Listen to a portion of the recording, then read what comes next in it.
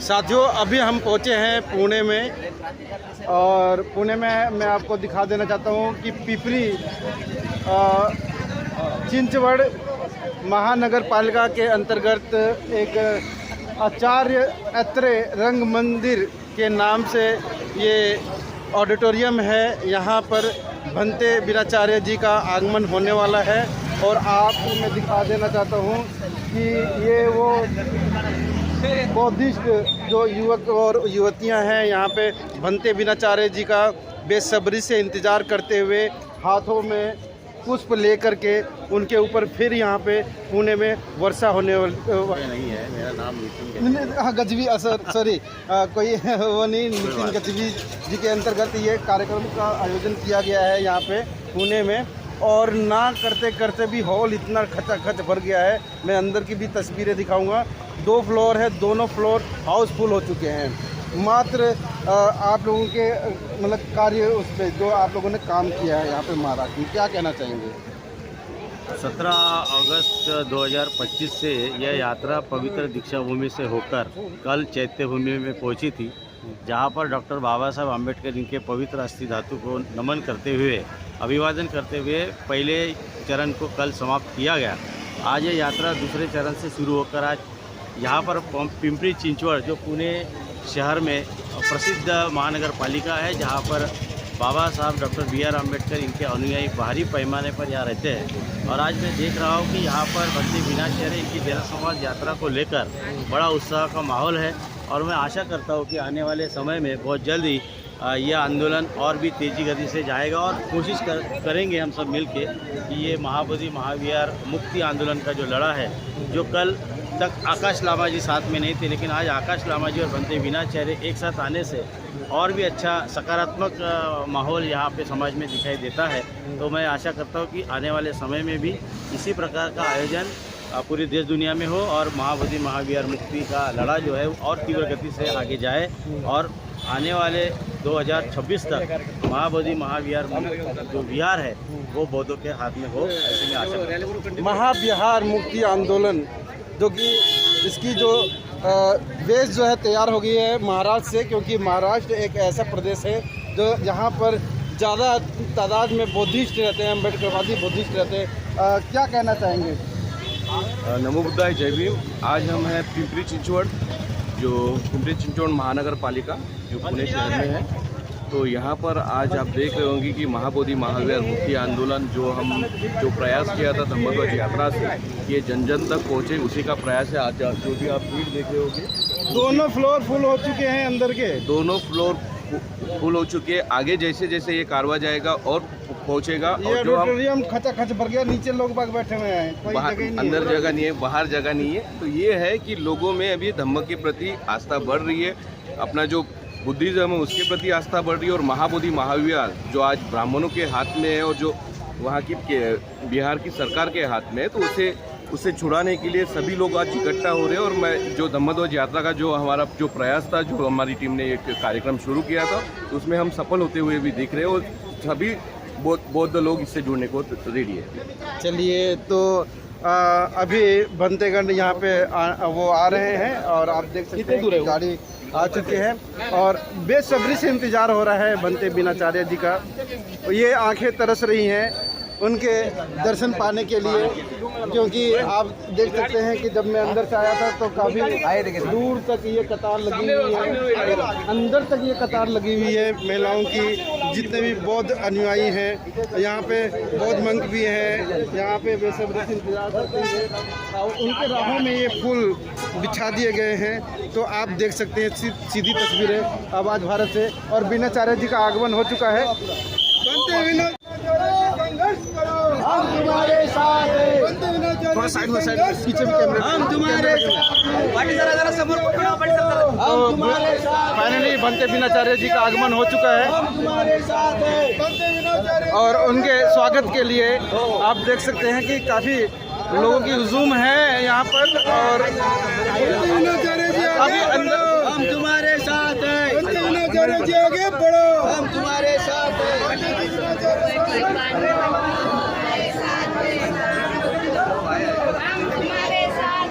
अरे वर नहीं टाकायचे, वर नाही टाकायचे। फक्त हे करा. महाकारुणी कथा गौतम बुद्धांचा विजय असो. विश्वरत्न डॉक्टर बाबासाहेब आंबेडकरांचा विजय असो.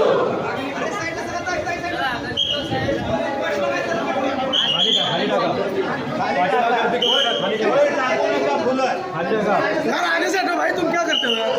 मीडिया के आगे तुम ही चल रहे हो. थोड़ा मामूल करो, थोड़ा मामूल करो. पीछे पीछे भी देखते हुए चलो. साइड साइड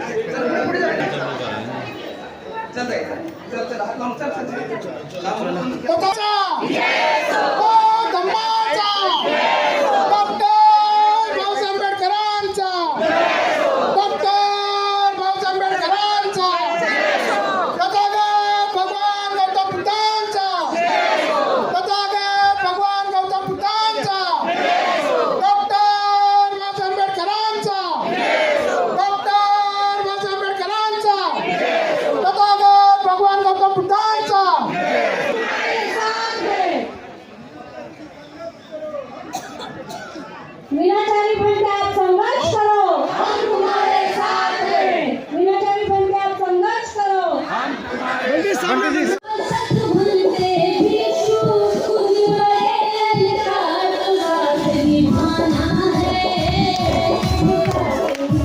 ब्राह्मणों के तुझे सेवा होगी बहुत बिहार मुक्त करवाना है, मुक्त करवाना है.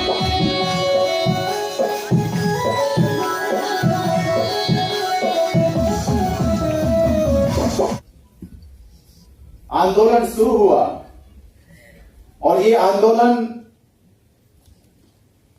बुद्ध विहार को लेके नहीं.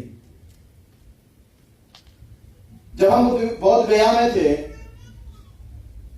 तो कुछ हमारे साथी दिल्ली और दिल्ली के आसपास के लोग कहते थे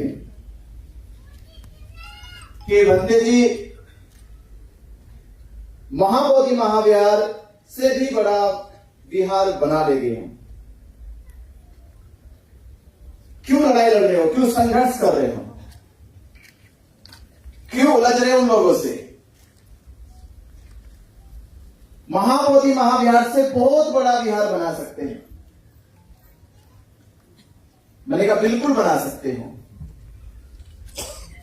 वो तो पत्थरों से बना हुआ है, सोने का भी बना सकते हो. ऐसा नहीं कि सोने का नहीं बन सकता, सोने का भी बन सकता है. ये जड़े जा सकते हो उसमें. मेरा उनसे सवाल था, आप मां बाप जैसे हो सकते हो कि मां बाप के जैसे हैं, पर मां बाप नहीं कह सकते. मां बाप जैसे खोज सकते हो पर मां बाप नहीं कह सकते. महाबोधि महाविहार से अच्छा विहार बनाया जा सकता, पर महाबोधि महाविहार नहीं बनाया जा सकता. जैसा बनाया जा सकता है. महाबोधि महाविहार अपने आप में एक अस्तित्व की पहचान है. वो पहचान है विश्व के बौद्धों की. वो पहचान है सम्राट अशोक के अस्तित्व की. वो पहचान है सिद्धार्थ गौतम की संबोधि की. और वो पहचान है विश्व के संसार के मानव जाति की प्रेरणा की. जहां से पूरी मानव जाति ने यह प्रेरणा ली है कि उनके जीवन में एक बड़ा परिवर्तन आया और उस परिवर्तन की धारा ने मनुष्य जाति के बीच में एक प्रगति की राह खोली. कौन सी प्रगति? जब पूरे विश्व में जब मानव जाति धर्म के नाम पे हिंसक हो जाती है, जब धर्म के नाम पे अपराध बढ़ने लगता है, अशांति बढ़ने लगती है. आपको मालूम होगा पूरी दुनिया में इस्लाम इसलिए फैला कि इस्लाम ने हिंसा के रास्ते को चुना. धर्म के प्रचार प्रसार के लिए हिंसा की. ईसाई धर्म दुनिया में फैला, हिंसा का रास्ता चुना. भारत में हिंदू आज भी अपना झंडा फहराता है, हिंसा का रास्ता चुना, पर विश्व में भगवान बुद्ध का दम है जो हिंसा को छोड़ के अहिंसा के मार्ग पे चल के विश्व में फैला। तो जब पूरे विश्व में धर्म के नाम पे अशांति अधर्म फैलता है तो पूरी मानव जाति कहती है कि बुद्ध के धर्म में शांति है, और वो शांति का केंद्र है महाबोधि महावीर बोध गया।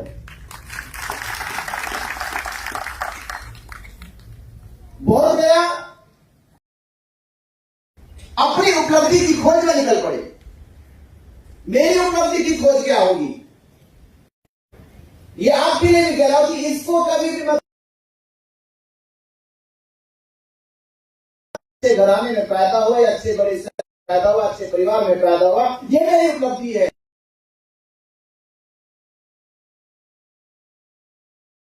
पूरी हुई थी बोध गया में जाके, और जब बोध गया में जाके सिद्धार्थ गौतम की खोज पूरी होती है और संतुष्ट बनने के बाद वो खुद से कहते हैं ये मेरी उपलब्धि है।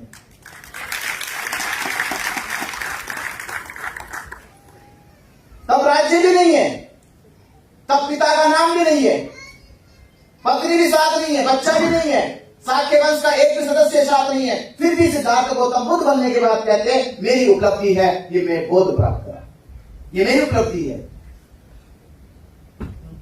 तो पूरे विश्व में दूसरा कोई ऐसा व्यक्ति नहीं जो कह सके मेरी ये उपलब्धि है। लोगों ने कहा कि मैं इससे ताल्लुक रखता हूं, मैं उससे ताल्लुक रखता हूं, पर बुद्ध ने कभी नहीं कहा कि मैं इससे ताल्लुक रखता हूं। बुद्ध कह रहा है ये मेरा आत्मिक अनुभव है, मैं खुद से ताल्लुक रखता हूं। और मनुष्य जब तक अपने जीवन में ये चीज को स्वीकार ना कर ले कि मेरे उपलब्धि का कारण मैं हूं, इसलिए बुद्ध ने कहा कि अंत का उपदेश ही कहते अत्यदीपो हो। मां बच्चों को तब तक उंगली पकड़कर चलाती है जब तक वो पैरों पे चलना सीख नहीं जाता, और जिस दिन वो पैरों पे चलना सीख जाता कहती है कि उंगली छोड़ दो, अब चलना आ गया। और मां भी ना कहे तो बच्चा खुद छोड़ देगा एक दिन। मां को बच्चा कहेगा कि अब और नहीं पकड़ सकता उंगली, अब मुझे चलना आ गया, अब मैं खुद चल सकता। ये बोध का अनुभव है। जब किसी को बोध होता है, जब किसी को ज्ञान प्राप्त होता है, तो सबसे पहले बंधनों को तोड़ देता है। वो बंधन नहीं चाहता हूं। तो जब दुनिया में ये लगा कि बुद्ध ऐसे इकलौते व्यक्तित्व है जिसने किसी से बंधन नहीं जोड़ा, ईश्वर ने परमेश्वर से जोड़ा, मोहम्मद ने अल्लाह से जोड़ा, रामकृष्ण ने विष्णु से जोड़ा, विष्णु ने किसी और से जोड़ा, पर दुनिया में अगर कोई धर्म के नाम पे धर्म का व्यक्तित्व है तो इकलौते बुद्ध है जिन्होंने कहा मेरा किसी से कोई संबंध नहीं है, मेरा संबंध मेरी भैंस है उससे। ये बौद्धों की सबसे अनोखी पहचान है, दुनिया में नहीं मिल सकती किसी के पास। क्योंकि हमें जानना चाहिए कि दुनिया बुद्ध की क्यों दुश्मन बन गई, क्यों आज भी बुद्ध कहते हैं कि मैं तुम्हें आजाद करता हूं। लोगों को आजादी पसंद नहीं है, लोगों को आज भी परंपरा पसंद है। और ये आजादी की लड़ाई कैसे लड़ोगे? हम उस धरती पे खड़े जहां 500 वीर महारों ने 28,000 पेशवाओं को,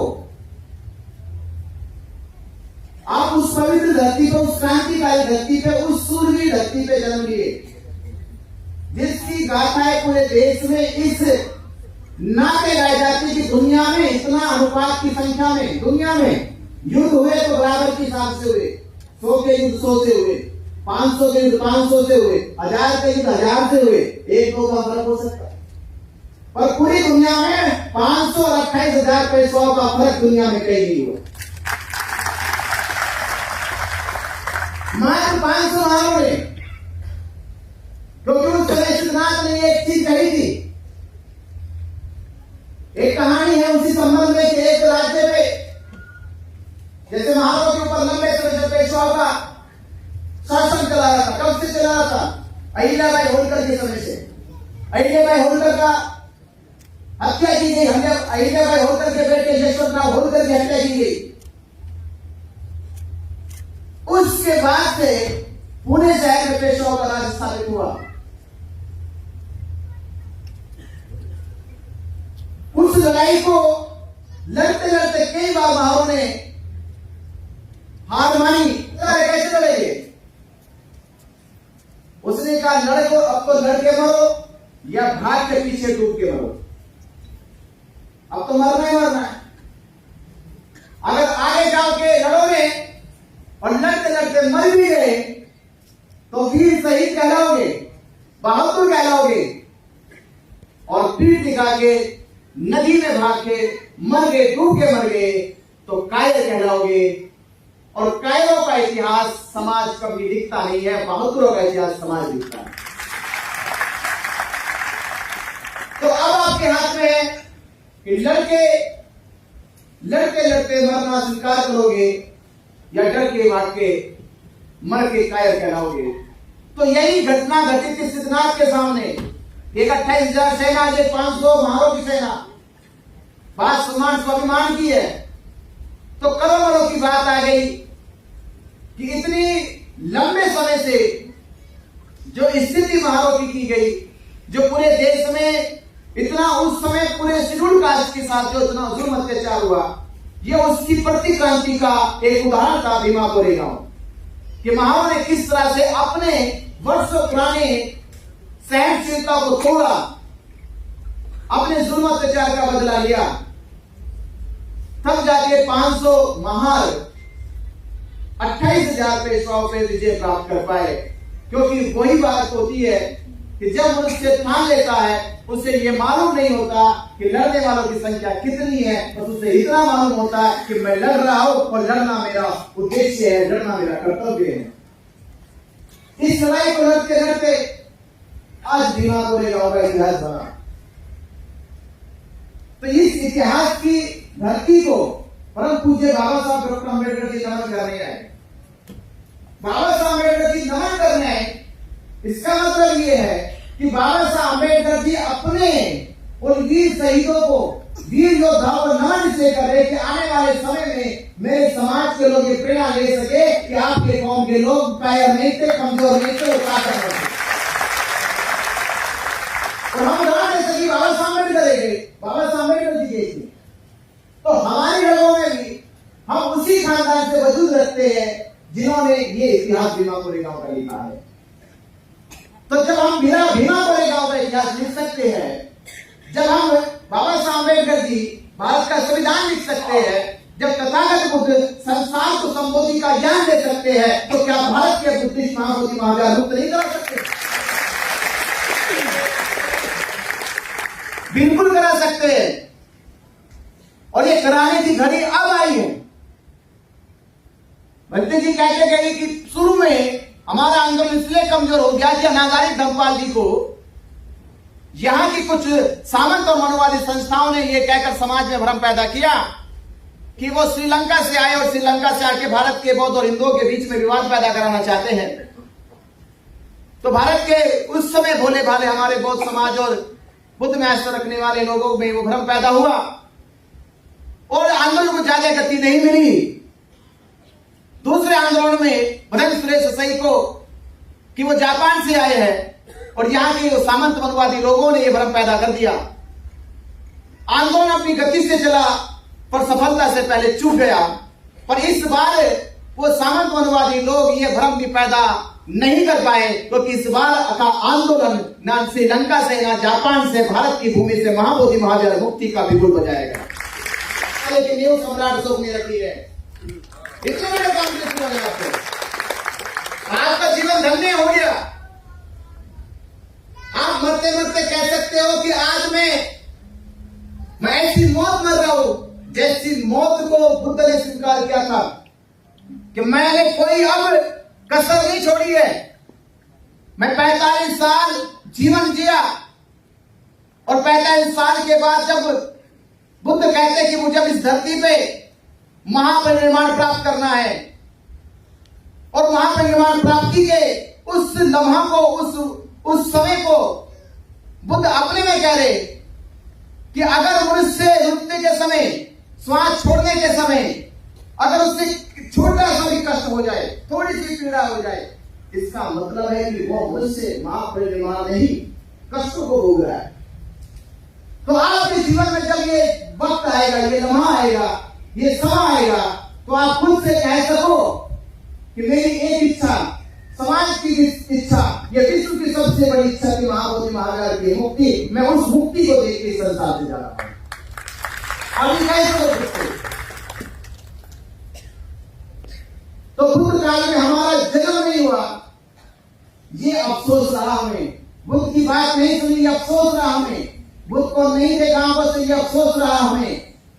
पर बुद्ध को जहां ज्ञान प्राप्त हुआ, उसकी मुक्ति का हमें आंदोलन मिला। ये हमारी गर्व की बात है, ये बुद्ध की बात है हमें कि कम से कम हमें वो आंदोलन तो मिला जिस धरती पर सिद्धार्थ गौतम को ज्ञान प्राप्त हुआ। तो आप लोग इस पीढ़ी के सबसे महान व्यक्ति हो, इस पीढ़ी के अंदर, इस पूरे इतिहास के सबसे महान व्यक्ति हो। और मैं तो कह रहा हूं पूरे बौद्ध समाज से कि बौद्धों की संख्या भारत में अभी तक काउंट नहीं की गई। भारत में जितने भी धर्म के नाम पे मोर्चे निकले, आंदोलन हुए, वो लाखों में चले गए, लाखों लाखों की संख्या में निकाले गए। और छोटे छोटे आंदोलन, एक आंदोलन का मैं जिक्र करता हूं जिनकी संख्या हमारे से कम है, जैनियों का। पिछले आज से करीब लगभग 3-4 साल पहले सम्यक शिखर आंदोलन शुरू हुआ था। आदिवासियों का दावा था कि सम्यक शिखर आदिवासियों का, जिन्होंने कहा कि वहां हमारे तीर्थंकरों ने महापरिनिर्वाण प्राप्त किया है, वो जैनियों का है। और जिस जैन मुनि ने, दिगंबर जैन मुनि ने जिसने वस्तुतः त्याग किए, वो सभी दिगंबर जैन मुनि सड़कों पे आकर हजारों लाखों उपासकों के साथ सम्यक शिखर की मुक्ति का आंदोलन चला रहे थे। पूरे देश का जैन मुनि। तो आज वही जरूरत है कि भारत का भिक्षुओं के जीवन में, बौद्धों के जीवन में इससे बड़ा आंदोलन, इससे बड़ा लक्ष्य और क्या हो सकता है कि उन्हें महाबोधि महावीर मुक्ति का आंदोलन मिला हो। इससे बड़ा और क्या आंदोलन होगा? इससे बड़े जीवन का और चर्या क्या होगी? तो हमें हर पल, हर लम्हा, हर वक्त ये सोचना चाहिए कि महाबोधि महावीर मुक्ति के लिए मेरे से, मेरे द्वारा क्या किया जा सकता है जिससे महाबोधि महावीर मुक्त हो जाए। महाबोधि महावीर मुक्त होगा तो आपके घरों में आपके बच्चे जब बड़े होंगे, वो सब था कि ये कह सके कि जब लोग उनसे पूछेंगे कि आप किस परिवार से ताल्लुक रखते हो, आप किस खानदान से ताल्लुक रखते हो, तो ये फख्र से कह सके कि मैं उस परिवार से ताल्लुक रखता हूं जिन्होंने महाबोधि महावीर मुक्ति का आंदोलन चलाया है। वो ये कह सके, कम से कम ये प्रेरणा दे सके कि मेरे परिवार के लोग, मेरे समाज के लोग जब मुक्ति का आंदोलन चल रहा था, वो हाथ पे हाथ रख के नहीं बैठे थे, वो शामिल थे, सहभाग कर रहे थे, सहयोग कर रहे थे और आंदोलन की कड़ी बनकर मजबूती से उसे लड़ने का काम कर रहे थे। आप सोचिए, सुजाता ने केवल खीर खिलाई थी, वो आज भी बुद्ध के साथ अमर है। सुजाता का नाम हटाया नहीं जा सकता। तो आप हजारों लाखों लोग हैं, जब महाबोधि महावीर मुक्त हो जाएगा तो आपकी गाथा भी आपकी गाथा चाहिए कि हमने देखा धरना चला 90 दिन करीब, और 90 दिन के बाद प्रशासन ने झूठे मुकदमे लगाकर जेल भेजने का काम किया। 68 दिन की जेल काटी। जेल काटने के जब जेल में हम गए 2 दिन के बाद पता चला कि प्रशासन ने वहां से धरना हटा दिया है। प्रशासन अपने षड्यंत्र में सफल हुआ। सरकार को लगने लगा कि अब धरना खत्म हो गया, महाबोधि महावीर की मांग खत्म हो गई, अब कोई नहीं कहेगा कि